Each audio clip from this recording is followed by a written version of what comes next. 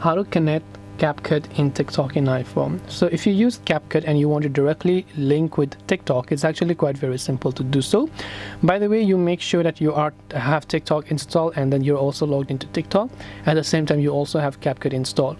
So all you have to do is open up CapCut, and if you want to directly link, come to the Me tab, and here at the very top only you'll find the option to log in with TikTok, and this is exactly what you need to do. You don't want to select login with Google, email, Facebook, or Apple ID. You want to select login to TikTok, and once you select login with TikTok, all your CapCut videos will get directly linked with the TikTok application, and next time whenever you maybe edit something, you can directly export to your TikTok. So this is one of the simplest ways to do it. Just give access to your TikTok account, accept the authorization, and once done, you're ready to do so. So I hope that this video helped you as to how you can connect CapCut to TikTok in iPhone. If you have got any questions, feel free to also leave them down below. Thank you for watching till the very end, and see you soon in the next video.